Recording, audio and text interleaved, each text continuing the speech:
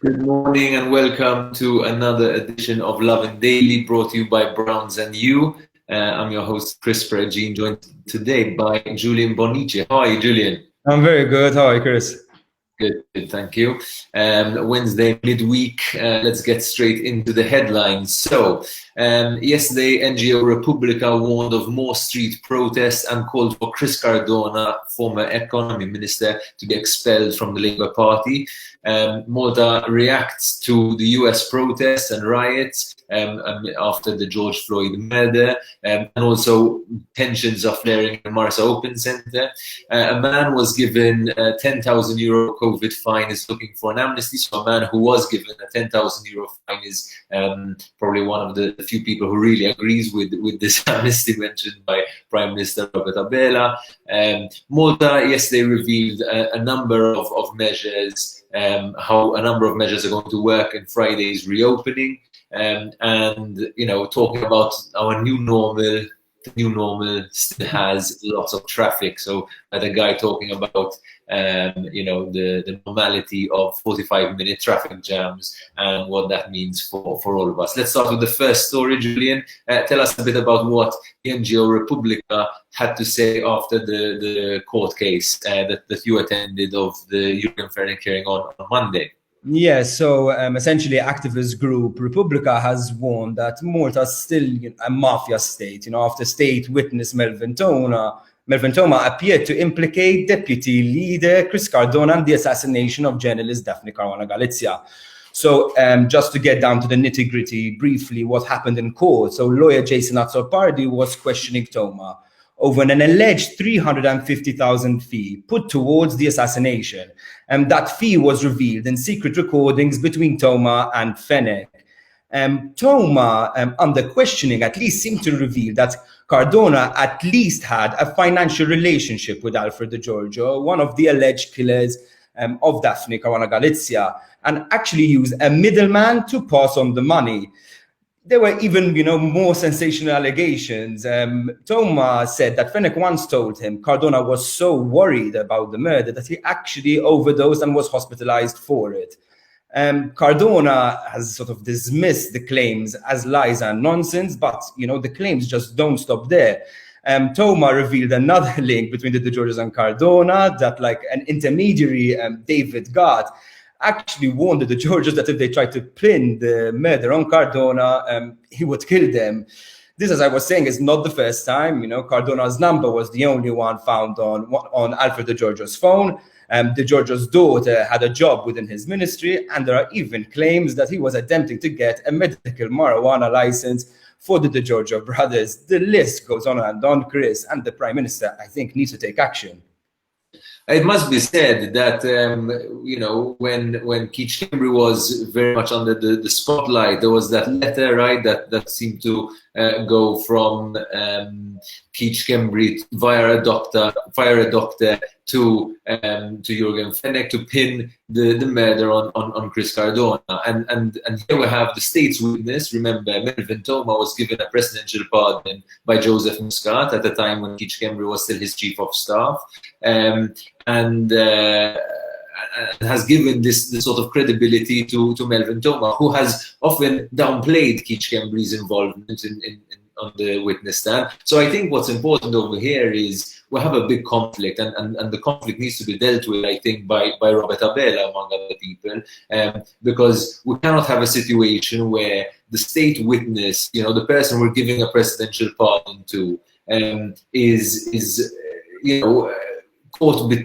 We're not sure whether to believe him or not. Do we believe him that Keith Schembri wasn't involved, or do we believe him that Chris Cardona was involved? And Robert Abela needs to assess this situation. Chris Cardona is not an MP any longer, but he is the deputy leader of the Labour Party, and it's pretty crazy that you have a deputy leader of the Labour Party who is being implicated in the murder of a journalist by the person who the Labour government has given protection too, as in this is something's got to give here. We're either going to say that Melvin Thomas testimony is not credible, and it's not credible when he is downplaying, for example, Keith Kembry's involvement in the murder, always saying he is credible, and Chris Cardona needs to be investigated for murder. So this is a big story. I think Republica was right to bring it up and to raise concerns and to warn of protests. One thing that they said in the press statement as well is that Robert Abela said that we're cured enough of COVID to do everything we can do before, except give shelter to immigrants caught in the sea, and except for meeting in large groups. But meeting in large groups might have to happen, is what Republica is saying. We'll move on to the second story, also related to protests and large groups and the situation facing racial tensions, both in Malta and in the US. So, as we know, the riots in the US continue to heat up in the wake of the murder of George Floyd. Yesterday, I think we saw the wave reaching Malta. We had people like Destiny speaking out, our Eurovision contestant speaking out about the Black Lives Matter movement. We had our Instagram feeds and Facebook feeds complete with all these black squares and people talking about this issue. We had people like Ira Losco talking about it. We had the pianist of Red Electric singing a tune performing a tune with one of the young black activists in America. We had a lot of people mentioning the Lasana Sisa case. As we know, last year, a black man was shot in cold blood, allegedly by two armed forces of Malta soldiers who went on a killing spree of migrants. And then we also have, in the midst of all of this, our own migration situation. Yesterday, there were tensions flaring up at the Mars Open Center. There seemed to be a protest calling for their freedom. And then there's also the reality that 450 migrants are being detained offshore as we speak in 4 harbour cruise vessels. And there's a young activist, Chandru Kassa, who has been attending staking out Parliament every night, remind MPs that this has been 5 weeks going on. It cannot continue, and these migrants need to be let in. We'll now see whether the Black Lives Matter movement extends in Malta to the right to asylum of migrants who are currently rescued but kept out offshore at sea. What do you make of all of this, Julian? Yes, I thought it was. It's actually quite positive, seeing people at least express their concern on social media. As you were saying, a lot of people were sharing a black box, but at least personally, I feel, sometimes people need to learn that social media, while good, has its limits, and we need to start getting a bit more proactive about the situation. If you're concerned about the US protests, Lovin Malta actually shared some practical tips to how you can get involved and help out. But I think we should also start looking at issues on a local level. As you said, there are tensions in the migrant center. There are people on a makeshift flotilla outside Maltese waters. And we can't forget that in the last 2 months, 6 people died and 6 are missing in Maltese waters. That's a really serious issue. And we need to start helping solve these problems on a local level. There are many NGOs in Malta that do a lot of good work for refugees and asylum seekers. So if you really care about racial issues in Malta, maybe it's time to start reaching out and giving a helping hand. Yeah. Move on to the next story. We had a man who was given a €10,000 fine begging for an amnesty. Tell us a bit about what happened there. Yes, so essentially a man who was studying English in Malta was handed a €10,000 fine for leaving his home after his flatmate tested positive for COVID-19.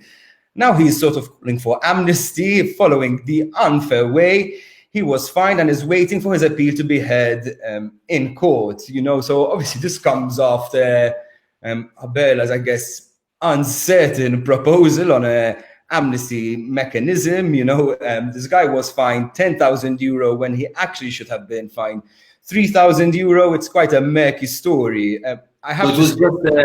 Julian, was it just an accident? This, as in, legally, it's clear that he shouldn't have been given a 10,000 fine. Yeah, so essentially the legal notice says that the €10,000 fine is only for people who have tested positive for the virus. If you're just being imposed on a mandatory quarantine, you should actually be given a €3,000 fine according to the legal notice. So there's actually a bit of murkiness on what amount you should have been paid.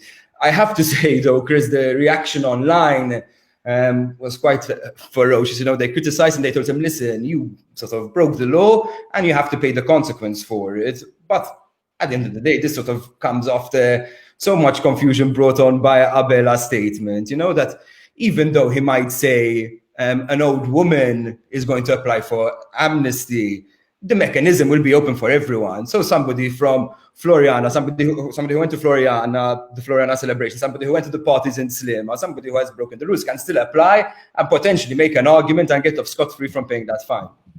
Yeah, I think this amnesty will go down a bit as a bit of a screw up, by the Prime Minister, because he began trying to take a lot of credit for this idea that Malta's over this, we're going to just have this amnesty and forget the fines. And then, when there was a lot of criticism about that and what that means for the frontliners and the police who were, policing this issue, he said, oh no, I was just referring to, a mechanism that already exists, that people can just apply to petition a fine. But there are some people who might not know how to use that petition. So I wanted to, and then he was talking about these genuine cases and giving very, very specific examples of people who I guess would be able to get this petition. To be honest, what this sounds like is a guy who was wrongly fined the amount, and I think if that's the case, then petition or no petition, he shouldn't have to pay that amount, even if he has to pay an amount. So I guess he's looking to be completely freed of the fine altogether instead of just the 7,000 euro discrepancy. Anyway, moving on. On Friday, Malta is going to see a reopening of a number of measures, back to normal, full normality, according to the Prime Minister. But yesterday, a number of the actual details behind this reopening have emerged. And it's worth knowing what you can and cannot do. So as we know, things that are not allowed include mass events, big events, and contact sports. So still things like rugby, are not going to be permitted. But then a number of other things are going to be allowed with certain restrictions, generally masks and social distancing. But we'll give an example, a massage parlor can open, but facial massages are not allowed. We've got cinemas can open, but you've got to wear a mask, so forget the popcorn. We know that theatre productions can go on, but you cannot kiss or hug on stage, and you have to sanitize after you have any contact, and you have the right to refuse to do certain things on stage. Importantly, Scola Saif summer school, the government summer school, is going to open on 1st July. That's 2 weeks earlier than usual, which will be a sigh of relief for parents who have been, who are now having to return to work and might not have, a situation to take care of their children. Private schools, we still don't know what's going to happen there, but they have been allowed to open. Whether they open or not is another story. Tattoo parlors can open. There's a number of things that are going to change, but in general, the message is wear masks, keep social distancing, sanitize where possible, and still no mass events. But obviously, the 6-person rule has been scrapped, so you can meet your friends and go to a number of places to enjoy yourself. What do you know of any more measures we're still waiting for, Julian? No, actually, Mass, as in church, is actually going to open up again on June 13th. They sort of released actually some measures on it. I found the passing on communion quite funny, so the priest is going to have to go and sort of gently place the host on the person's hand without touching them. It's quite a funny sight. But beyond that, we're also promised that other measures involving childcare centers and bars will be opening on Friday. We haven't got the mitigation measures today, but I expect that they'll be published later on today or tomorrow. Just a small quick update on the COVID-19 cases we had. We had only one new case yesterday with 17 more recoveries, meaning the number of active cases has now dropped to 57. So good news all around. We seem to be moving in a positive direction. Let's keep it up. It seems the pandemic actually is behind us, right? So we'll see. Now, last story of the day, just to end on a bit of a light note, we had someone reacting on social media yesterday to this new normality, which obviously involves 45-minute traffic jams. What are you thinking about this? Yes, no, so it was sort of contemplating who put a post up on social media, normality, how fun, stuck 45 minutes in traffic to move 1,500 meters. As we were in lockdown, well, sort of semi-lockdown, I suppose, people were sort of calling that maybe we shouldn't return to the old normal before the pandemic. And we can sort of now seeing the results of that, traffic again, noise pollution, poor air pollution, just going to get, I don't know how these things are going to progress. I personally just find it a bit ironic that, the person who uploaded it is in traffic themselves. So maybe we should start realizing that rather than blame everyone, be the change we want to see. Yeah.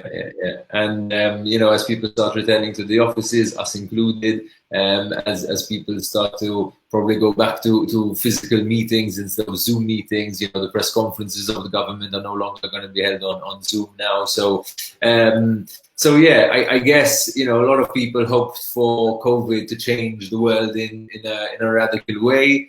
Maybe it still will in some respects, but in others, I think people are going to quickly return to the old normal with all the good things and bad things that involved. So that brings us to the end of today's program. We'll be following all these stories on lovinmalta.com. We'll be with you again tomorrow. Lovin Daily is brought to you by Browns and You. Thanks for following us. Thanks, Julian. And have a day full of loving, guys.